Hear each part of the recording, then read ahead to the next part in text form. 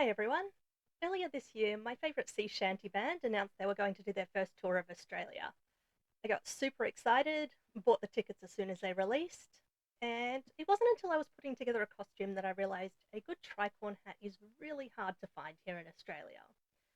So I spent several hours searching the internet trying to find one that I could actually get to me here in time, and ended up stumbling across a pattern which looked perfect. So I gave it a go, and it turned out really well. I made my hat, wore it to the show, and was even able to get it signed by the band. Since then, I've made the pattern probably a dozen more times, so I thought this time I'd document it. So it's fast becoming my favorite pattern to make. So this is going to be a little bit of a long video, so I will walk you through step by step how to put the hat together. And if you stick around to the end, I'll show you a few different ideas on ways that you can style it and ways that you can change the design up to make it your own.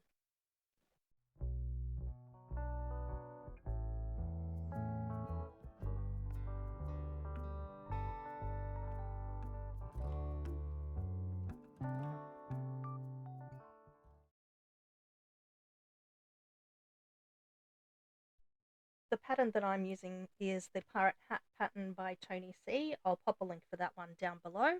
I print this one out at home directly on sticker paper, and the reason that I do that is I can then stick the pattern directly to my fabric, and it helps keep everything aligned when I'm punching out all these tiny little holes. This pattern is designed for leather, so you will need to make your hat out of either leather or vinyl. In this case, I've got this upholstery fabric here, which is a woven fabric, so I can't use this directly, but I will be adhering that to the vinyl so that I can use this pattern. If you're doing the same, if you're using a decorative fabric, then you will need either fabric glue or something like heat and bond to keep the layers together. You will need a good pair of scissors or a sharp blade to cut out your pattern. You will need leather hole punches, so you can either use a manual style like this or this, which you'd use with a hammer or mallet, or I have this leather press, which I have an attachment to punch out the holes, which I'm going to use just because it makes my life a little bit easier. You'll also need some waxed thread and a leather needle. If you're unfamiliar with leather needles, they're a little bit thicker than normal needles, a little bit more blunt, and have a much larger eye. They'll make it a lot easier to get your thread through your sewing holes. Some extra bits and pieces that I'll be using. First of all, I've got some galvanized wire from the hardware store, and I'll be using this along the edge of the brim to help it keep its shape. It just means that I don't have to sew everything in place. I have some leather edge paint, which, although this is definitely not required, it does help to give a much nicer finish to your piece. I've got some mixed little bits and pieces here, so I've got some chains, some spikes, some D-rings, just to add a bit of interest. And I picked out a random selection of feathers. I'm not sure if I'll use all of these, but I've got them there.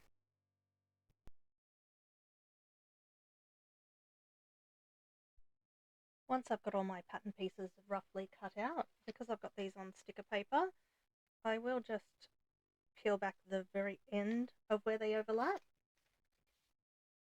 lay that down carefully,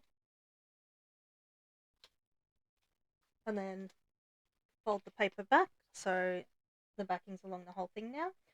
I do make one small change to this sweatband, just because the way that it's designed is when you do sew it together, the edges slightly overlap.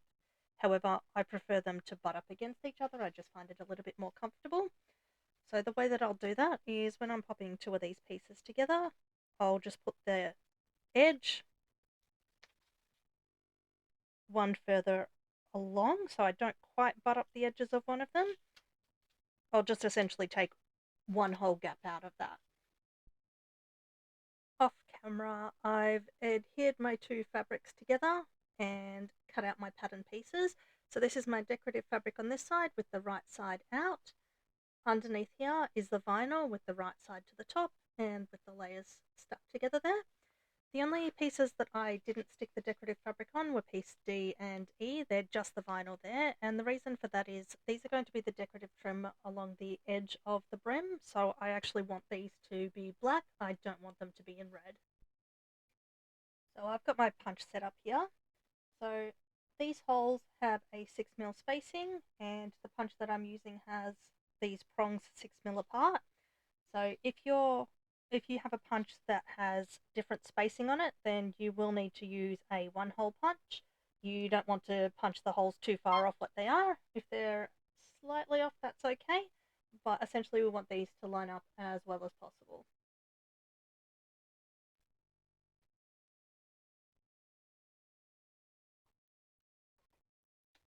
So just keep going and punch all of the holes along the pattern. So with these straight lines, there's no problem with using a 4 or even a 6-hole punch if you've got it. But when it does come to the curved lines, then I'll go down to a 2-prong punch.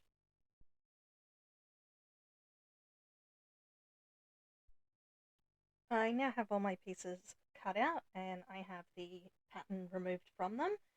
With the brim, I have punched the optional decorative holes along the edge there. So now onto the edge painting. So the tool that I'll be using for that is this one here. So it just makes the application a little bit easier because it holds a bit of the edge paint in the ridges here as you go along. It's not required, you can just use your hand or a cotton tip. I'd suggest if you are using your hand, do use a glove. Ordinarily I would paint the edges of this, but because this one's quite thin and it's one colour all the way through, I don't need to do that on this one. I will just be painting the exposed edges of these. So for the crown, that will be, for the brim, that will be along the inside edge here. For the sweatband, that will be along the bottom edge. For this crown piece, it will be the flat sides, so the 3 sides there, and all the way around this one. To use the edge paint, I'll just dip this tool directly in, and I want to get the paint to approximately a third to a half of the way along there. And then I just roll this tool along the edge, making sure to be gentle in this case because I've got a more absorbent fabric than normal on this side. And if you are using a cotton fabric or something a bit more absorbent, you do just want to test it to see that it's not going to absorb too much of the paint. But to give you an example of why I like using the edge paint, see if I can get that to focus there. There's a section that I've done which gives it a nice neat edge there. Compare that to along here where you've got the 2 different colours showing there.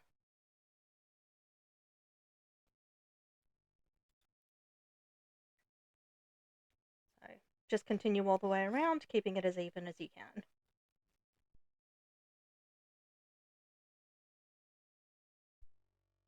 Once you've let your edge paint dry for 10 to 15 minutes, we can move on to the stitching. So I forgot to mention earlier, when I'm using waxed thread, I like to use a lighter to melt the edges. It just helps keep everything in place. So I'll actually be using this electric lighter. I find it a bit easier to manage than a flame lighter, and it's less likely to scorch the fabric. So I'm going to start by stitching these 2 short ends together here. So first of all, I'm going to start my stitching through the 2nd hole from the bottom here, and I'm going to be going straight across to the hole on the other side there. So I'm not actually tying this yet, so I do have a loose thread here, so I just need to keep that in mind as I'm stitching, making sure I'm not pulling that one through. So we've gone from the back to the front on the 2nd hole on one side, through from the front to the back on the 2nd hole on the other side. Now I'm going to be going diagonally through the back and up through the 3rd hole on that first side there. So essentially we're going to have a series of parallel stitches on the front side, and on the back side we're going to have a series of diagonal stitches. So you just want to keep going up to the top of this one.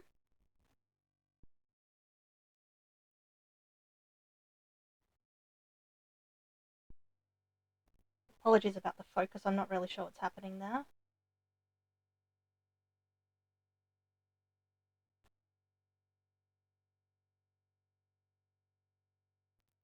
So once you've stitched through the top hole there, gently pull on your threads to get your stitches tight, and then we're going to go back the other way. So on the back side here, we've got diagonal stitches going in one direction.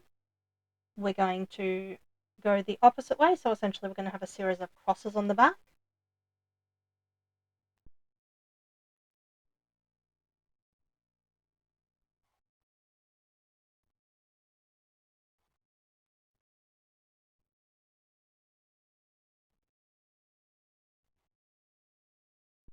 So once you're back to where you first started stitching from, you'll want to do one stitch along the bottom row, so through that first hole there.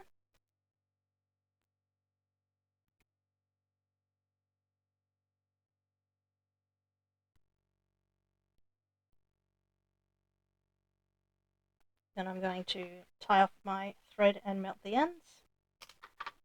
Just cut that one a bit shorter to make it a bit easier to manage. So I'm just doing a double knot on the back, shortening my threads as much as I can there.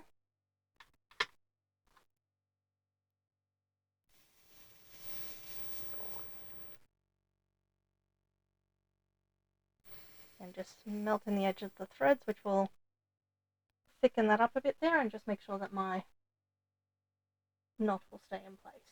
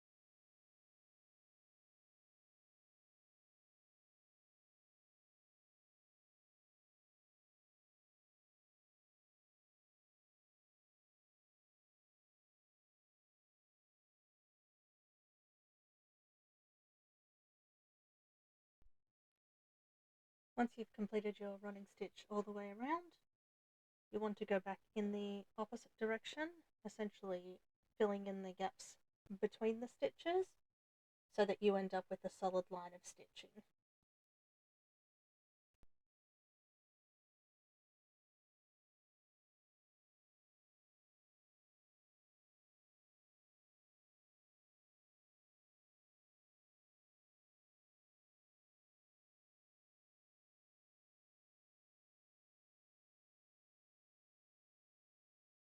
So when I get to the end, I'm just going to tie off and melt the end of my thread again.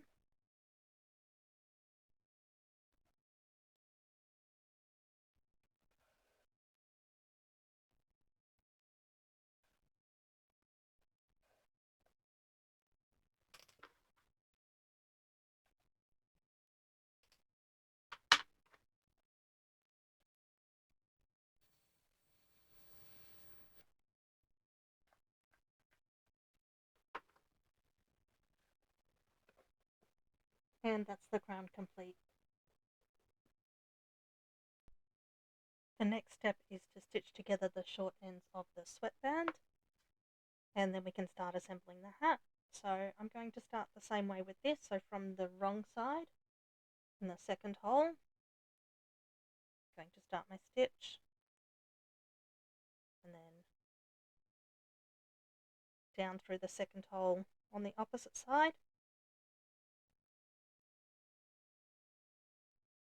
up through the third hole on the first side,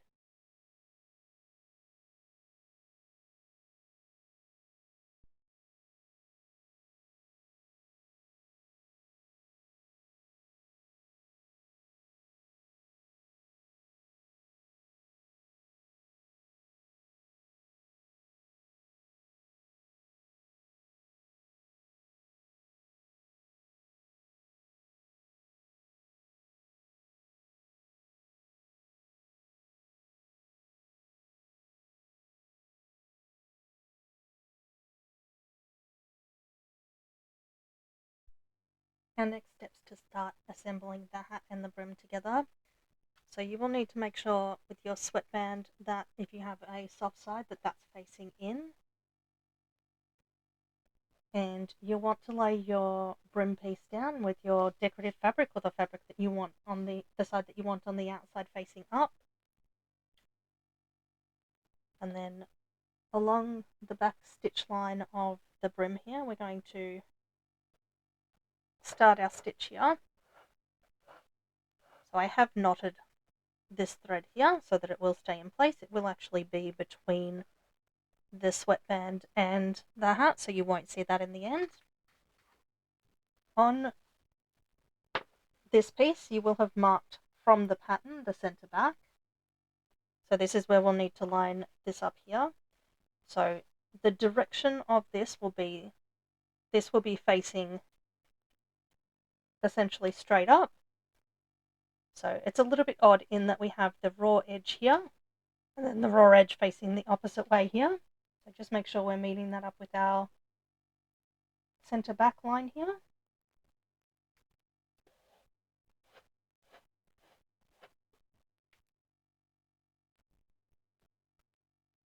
So you'll have the right side of the brim and the wrong side of the cap facing you.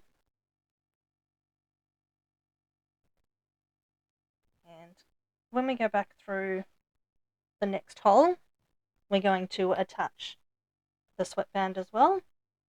So you line up the stitch line on the sweatband with the stitch line on the cap.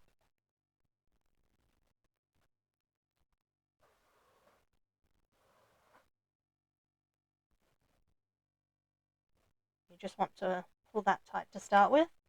Now this does get a little bit awkward trying to hold everything in place here, so don't be afraid to do your stitch through your band, your stitch through the brim, and your stitch through the hat separately, if that's what you need to help get it all lined up properly there. So you want to just go all the way around, stitching these three pieces together like we did with the cap, and then we'll go back and we'll do the second stitch to fill in the gap there.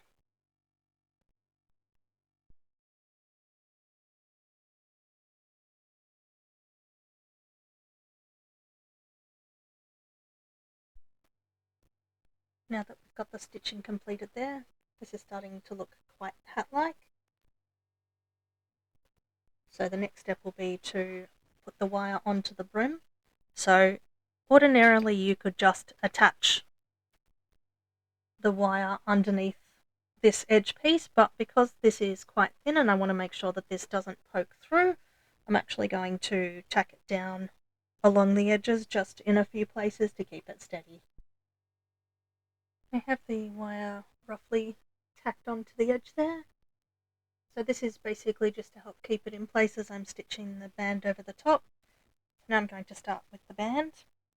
So you do want to consider where the brim of your hat is going to be up and where it's going to be down, because you are going to have two seams in this and you don't want them to be necessarily right at the front or the back.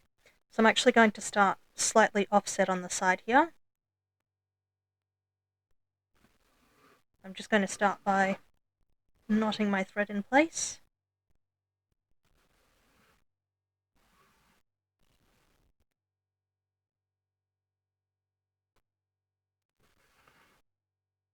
So I do have quite a long thread here because I do want to get as far around as I can without having to change it.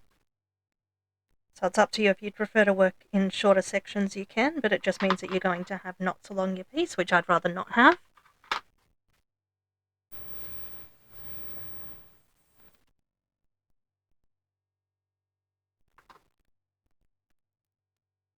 So I'm going to go through the first hole on the band here.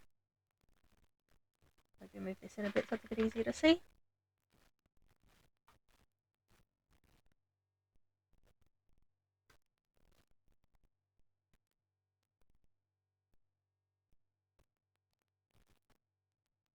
And then I'm going to go through the second hole here, through the next hole on the brim, and then through the second hole on the other side of the band. So that will essentially fold it over the edge. it looks like that. And you keep going all the way around, overlapping these bands when this one ends, and I'll come back when I've done that. Now that I've got the brim sewn on, I could call it there, just fold up the edges into the tricorn pattern and leave it at that. However, I want to add some extra embellishments on here, so I'm actually going to do that while the brim is flat, just because it makes it a little bit easier there. So I'm going to be working on this side, so I want my embellishments to be on this decorative side, so that when it is folded up, so when the brim essentially sits like that, you'll still be able to see them. So I'm just going to start first of all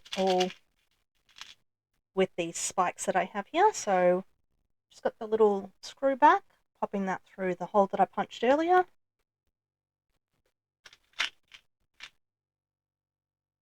And screwing the spike on there. Just fixing it in place with the screwdriver. Now there are quite a few to go on here, and my plan here is I'm actually going to put these spikes on every second hole, and on the holes in between I'm going to be putting the D-rings.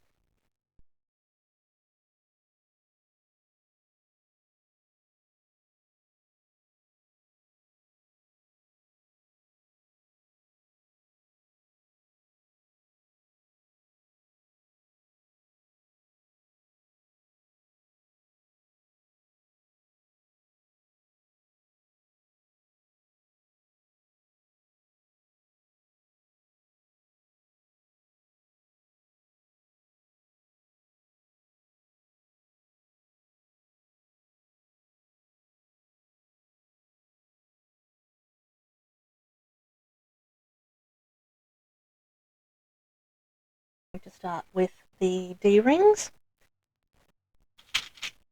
So with the ones that I've got here, I believe these were actually sold as picture hanging hooks, so they've got a little hole in there. I'll be using rapid rivets or 2-part rivets to connect those through.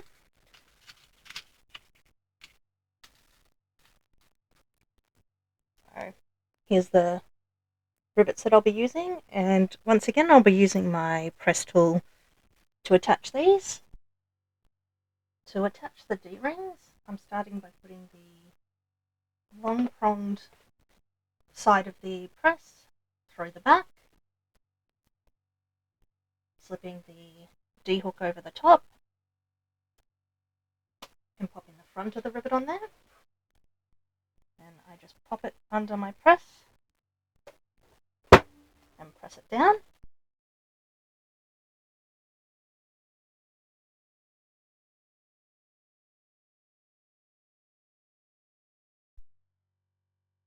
Now that I have those all attached, I'm going to start popping the chains on. So I have pre-cut sections of chain, just because when you do want several chains of exactly the same length, it just helps to have them all prepared a little bit earlier. I'm just going to be using some jump rings to attach them to the D-rings.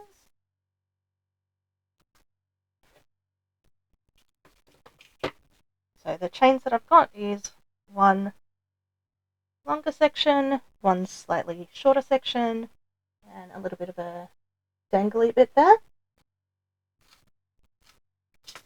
So I will be attaching these separately, because I do want the dangle part to hang straight down, and I do want the loops to hang off to the side between two sections. So if I add them to the same jump ring, then they will sit in a bit more in the same direction, and that's not what I'm looking for here.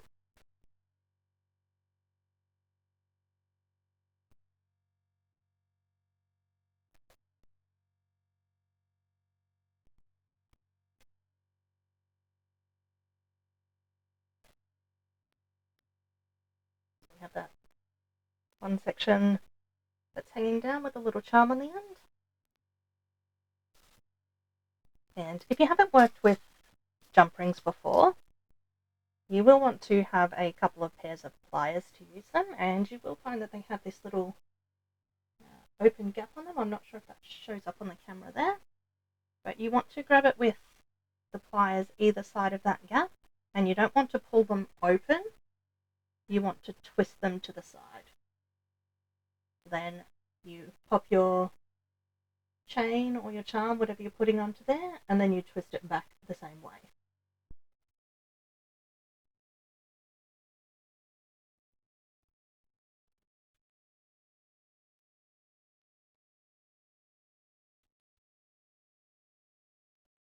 So when I'm putting these on, I do want to make sure that the longer chain is towards the bottom, and the reason for that is when I connect them to the next side, I want the longer chain to hang below.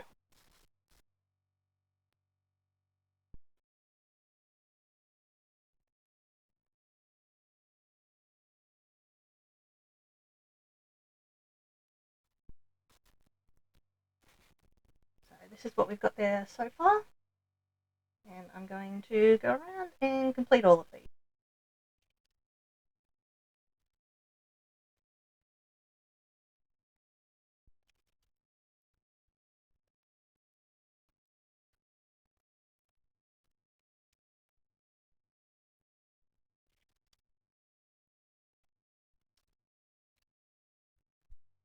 Now that I've got all my chains attached, it's time to fold up the hat and make this into a tricorn. So in this case, because I have these embellishments here and I want to make sure that when I do fold it up they're even, I've just marked some chalk lines where I'd like to fold it up. So this isn't necessarily necessary if you don't have the extra decorations on there, you can just fold it evenly.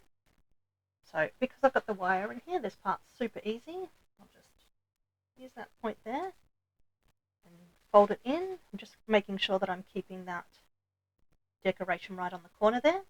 The reason that I use chalk to mark this is because when I'm done, it just wipes off. My next line here.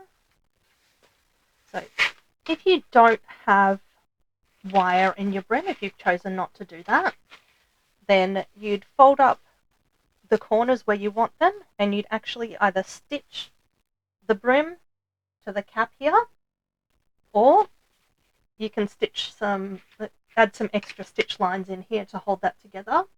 I'll show you a few examples of different ways that can be done at the end.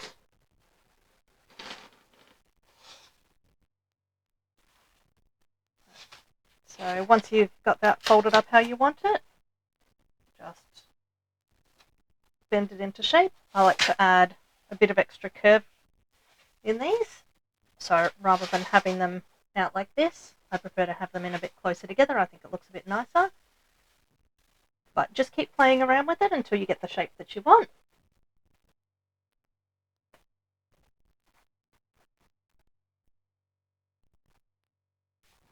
Just removing my chalk marks there. And you can stop there if you want. I'm not sure with this one if I do want to add the feathers in. I'm not quite sure if it needs it, but I'll have a bit of a play around and see what I can come up with there.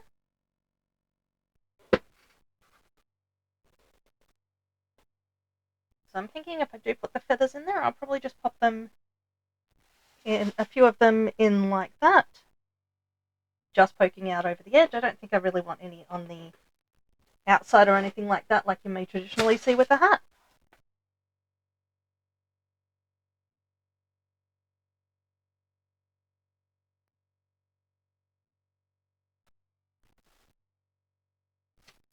Okay, I do think I will add a few in there, but what I'm going to do is I'm actually going to make them removable so I can take them in and out. So I'm just going to get a few extra pieces for that so I can make a little pad to stick in there that I can put in and take out as I want.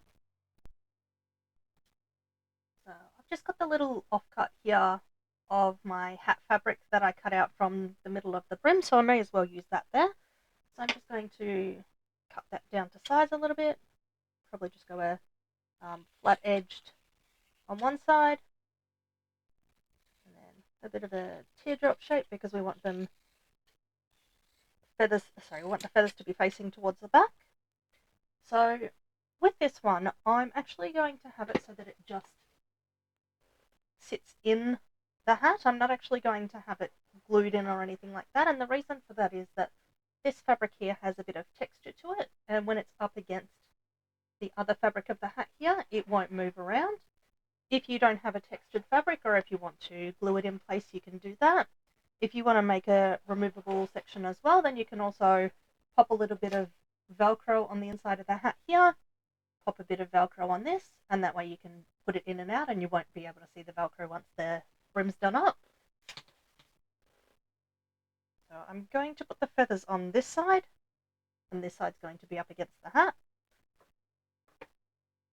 I'm just going to have an approximate look at how many I'd want on there. I'm thinking probably just a couple. I don't want it to be too fancy there.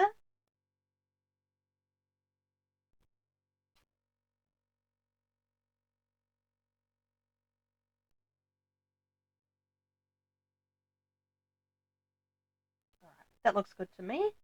So if you want, you can glue these in place. I'd prefer to actually stitch them in place just because it's a bit sturdier. So I've just got a hole punch here. I'm just going to pop a couple of stitching holes in here. This probably isn't the best punch for it, but it will do.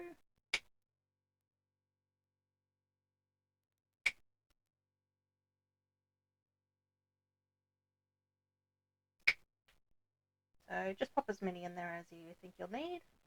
Because I'm going to have 3 rows of feathers, and because I want the feathers to sit, rather than being all on top of each other, I want them to sit sort of on 2 different angles there. I'm just punching 1 row of holes up the middle and 1 row of holes up each side.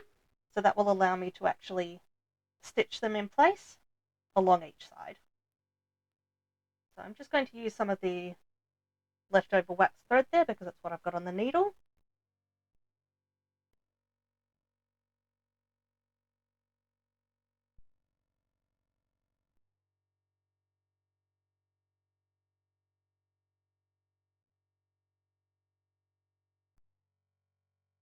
So I'm not too worried about the thread showing along the feathers because this is where it's going to be underneath the brim anyway, so you won't see that.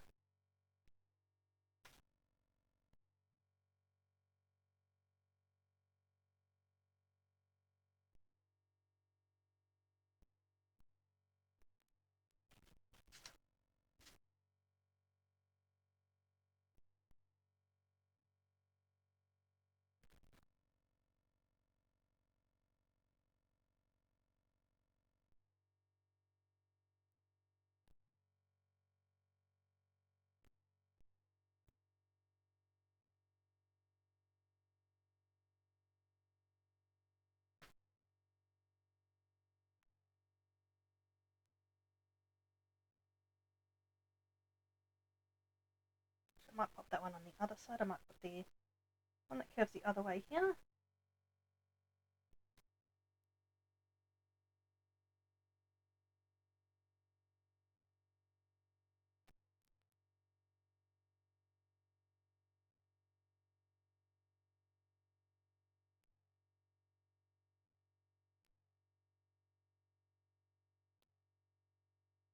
So those are quite secure in there. They're not going to go anywhere.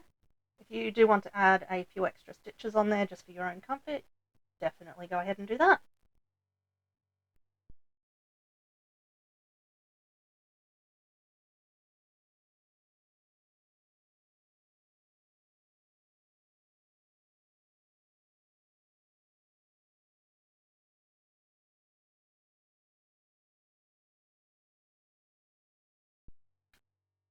And just arrange the feathers how you'd like them.